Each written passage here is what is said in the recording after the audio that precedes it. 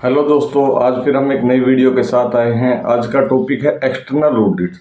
अभी हमने पिछली वीडियो में इंटरनल ऑडिट समझा, आज हम समझेंगे एक्सटर्नल ऑडिट यानी कि सर्टिफिकेशन ऑडिट।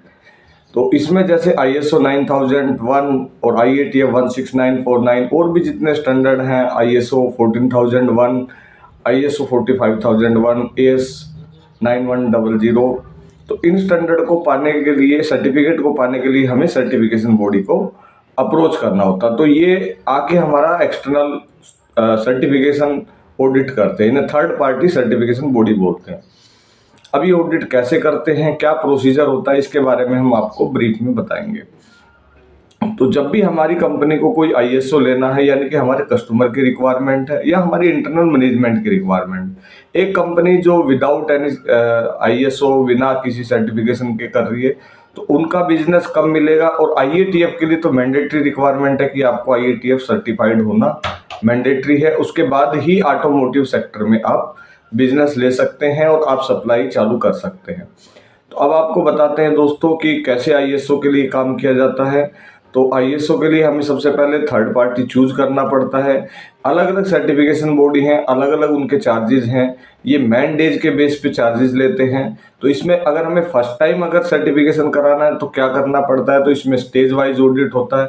तो स्टेज 1 ऑडिट होता है, इसमें आगे हमारी रेडीनेस चेक करते हैं। अगर कोई गैप है तो हम एक time frame, agreed time frame हम सर्टिफिकेशन बॉडी के साथ में डिफाइन करते हैं कि हम 1 मंथ या 2 मंथ या 3 मंथ के अंदर ये सारी चीजें गैप को क्लोज कर देंगे। इसके बाद वो फाइनल ऑडिट के लिए आते हैं। इसके बाद जब हमारा सर्टिफिकेशन हो जाता है तो हमारे पास ये 3 साल के लिए वैलिड होता है। तो हर 3 साल में दोबारा से रीसर्टिफिकेशन होता है। इसके बीच में भी हर साल ऑडिट होते हैं, उसे सर्विलेंस 1 या पीरियोडिक ऑडिट 1 और ऐसे periodic audit, surveillance audit 2, periodic audit 2 बोलते हैं। तो ये 3 साल का एग्रीमेंट एक साथ ही होता है। तो जब भी हमें कोई सर्टिफिकेशन ऑडिट कराना है तो 3 साल का एग्रीमेंट हमारा साइन ऑफ होता है। इसके अंदर हमारी टॉप मैनेजमेंट और जो सर्टिफिकेशन एजेंसी है उनकी टॉप मैनेजमेंट साइन ऑफ करती है। उसमें टर्म्स एंड कंडीशंस होती है, जो हमारे साथ एग्रीड है हमें उन चीज़ों के साथ चलना होता है। और इसके साथ ही कुछ उसमें कॉन्फिडेंशियल फैक्टर होते हैं कि हमारी कोई भी इंफॉर्मेशन किसी अदर ऑर्गेनाइजेशन को सर्टिफिकेशन एजेंसी नहीं देगी। चलिए दोस्तों, अब इसमें क्या करना होता है। जब हमने 1 टाइम सर्टिफिकेशन के लिए रिक्वेस्ट डाला, वहाँ से कोटेशन आती है। कोटेशन आने के बाद एग्रीमेंट होता है। तो जितनी एजेंसी हम देखते हैं कि कौन सी एजेंसी हमारे लिए कंफर्ट है, किसका रेट वाजिब है और कौन सी का वैल्यू ज़्यादा है।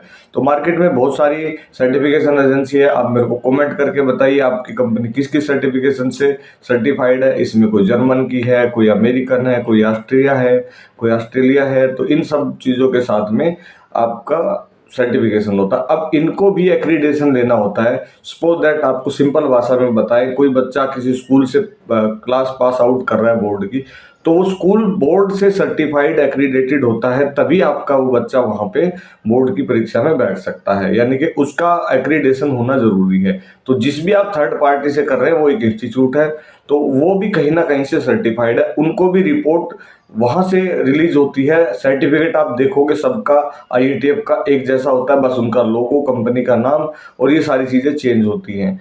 तो इसके अंदर जो सर्टिफिकेट का बैकग्राउंड होता है वो सेम रहता है। ऊपर कंपनी का नाम, नीचे एड्रेस, उसके बाद स्कोप और मैन्युफैक्चरिंग, हम क्या करते हैं, कौन से सर्टिफिकेट के लिए हम वैलिड है, और नीचे कंपनी की डिटेल आती है कि किस सर्टिफिकेशन एजेंसी ने आपको सर्टिफाइड किया, उसकी वैलिडिटी, सर्टिफिकेट नंबर, और उसके अंदर उनकी साइटों पे भी, IATF की साइट पे जाओगे तो आपको अगर सर्टिफिकेट नंबर डाला तो कोई फर्जी सर्टिफिकेट आप नहीं बना सकते IATF के केस में।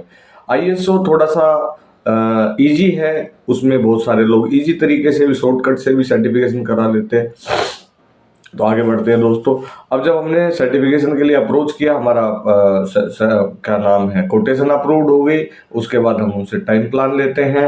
तो जब भी टाइम प्लान आता है शेड्यूल के साथ आता है कि हमारा कितने मैन डेज का ऑडिट है। डिपेंड करता है कंपनी में कितनी मैन पावर है, मैन पावर के ऊपर डिपेंड करता है, और प्रोसेस की कम्प्लेक्सिटी पे डिपेंड करता है हमारा कंपनी का जो प्रोडक्ट है वो किस टाइप का और मैन्युफैक्चरिंग किस टाइप की है। इसके बाद जब वो हमें एजेंडा देते हैं तो वो आके ऑडिट करते हैं। ऑडिट करने के बाद हमारे यहाँ पे नॉन कन्फर्मिटी जो आती है उसे हम क्लोज करने के लिए एक्शन प्लान सबमिट करते हैं। एक्शन सबमिट करने के बाद वहाँ से हमें रिलीज होके आता है कि आपकी हर चीज़ क्लोज होगी, कंफर्म होगी। इसके बाद वो सर्टिफिकेट हमें इशू करते हैं। वो सर्टिफिकेट आने के बाद हम अपने कॉमन एरिया में कंपनी में लगाते हैं।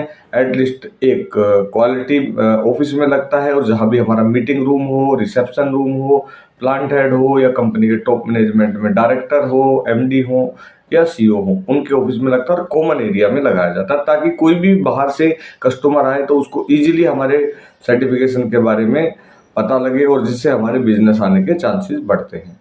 तो आई होप दोस्तों आपको ये मेरी वीडियो पसंद आई होगी, और इसमें कौन ऑडिट कर सकता है ये मेरे को कमेंट करके बताइए। जो ऑडिटर होते हैं उनकी भी क्वालिफिकेशन होती है, तभी वो ऑडिट कर सकते हैं जो बाहर से एक्सटर्नल ऑडिट आते हैं। और आप मेरी वीडियो को ज़्यादा से ज़्यादा शेयर करिए, लाइक करिए, सब्सक्राइब करिए। Thank you very much.